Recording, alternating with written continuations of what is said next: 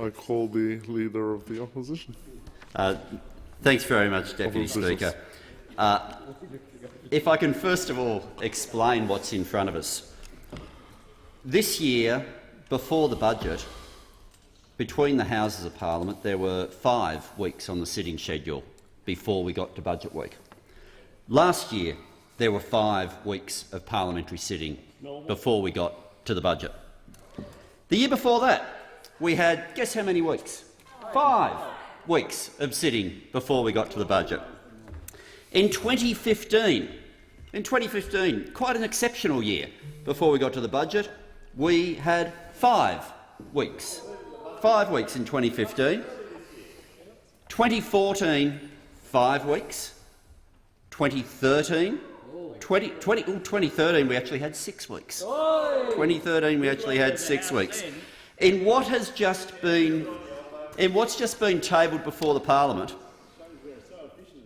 before the budget there will be a fortnight of sittings. And in that fortnight we don't even sit on one of the Mondays.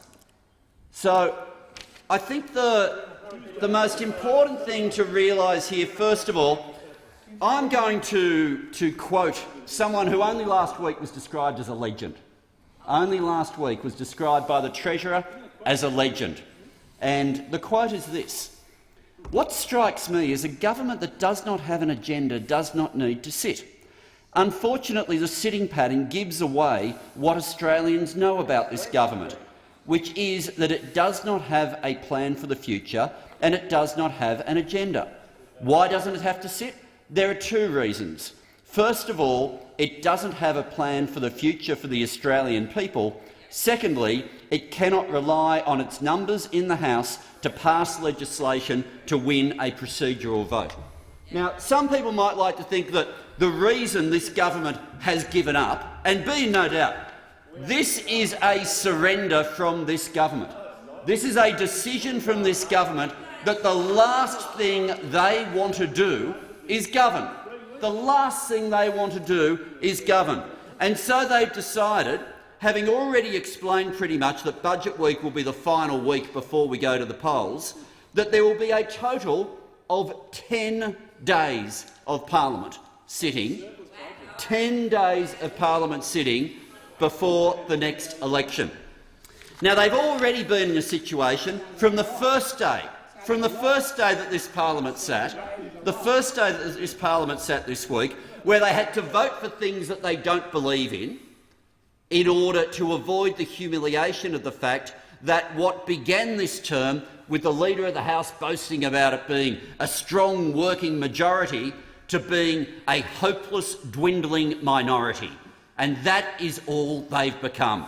And the Leader of the House knows it, and those opposite know it, and what's in front of us now is the surrender document. They've decided they don't want to risk what democracy might think of this government. They don't want to risk the fact that they have 73 votes on the floor and they don't know whether or not they have a capacity to govern. So with that in mind, I'm moving the following amendment: that the following words be added, and the following additional meetings of the House are specified: Tuesday, 5 March 2019, Wednesday, 6 March 2019, Thursday, 7 March 2019, Tuesday, 12 March 2019, Wednesday, 13 March 2019, Thursday, 14 March 2019. And by virtue of those extra dates being added to the calendar, we will get 2 extra sitting weeks. It'll still be shorter than it's previously been because of the budget being early, but it'll be 4 sitting weeks instead of just a fortnight of sittings. Now, I know this will hurt the government if Parliament's got to sit, because the Prime Minister won't be able to have his face on the outside of a bus that he's not inside. He won't be able to do that incredibly fair dinkum-dinky-die true blue campaigning that is clearly working so well for him. But what will happen is the legislature will be allowed to legislate. We'll be able to turn up and do our jobs here in the Parliament. And an additional 2 weeks of sitting, simply brings us into the ordinary parliamentary calendar. I love the way the Leader of the House, when he was explaining how none of this was anything unusual, he said, look, you just put the dividing line between the second half of the year and the first half of the year, packing as many weeks as possible into that part of the second half of the year when Parliament will have been dissolved.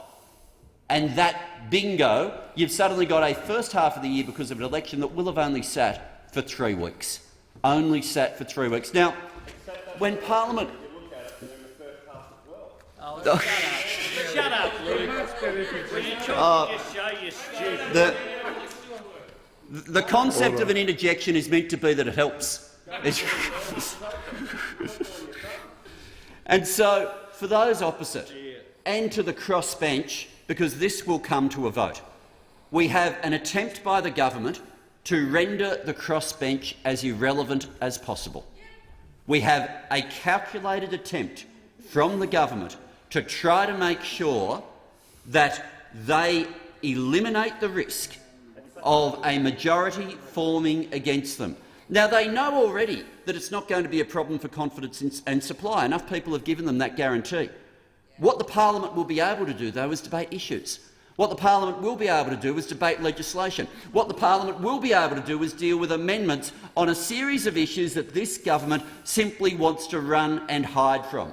Take, for example, what they have done with live animal exports. Legislation that the moment they thought they might not win on the floor of the parliament, even though we'd been told the penalties legislation was urgent, all of a sudden, when there was a risk of it being amended on the floor, it disappeared. Never to be seen again, just existing on the notice paper and nowhere else at all. And that won't be the only issue where this government is wanting to run and hide.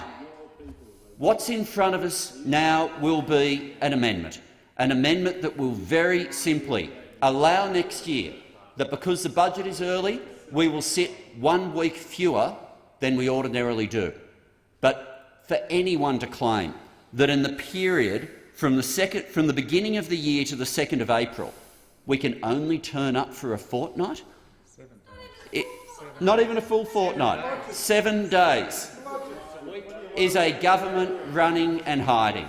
And so I simply put to the House, everyone will have different views on what we do on these additional sitting days, but we should turn up. It's a democratically elected parliament.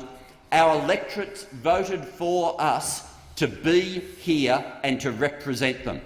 And the fact that the numbers on the floor have become inconvenient for the government doesn't change our democratically elected duty. And I commend the amendment. And for those people who are the reason that the government is suddenly wanting to hide from the parliament, their capacity to be able to make the case for their electorates, their capacity to be able to use the fact that we are now in a hung parliament will rest on the outcome of this amendment, and I commend it to the House.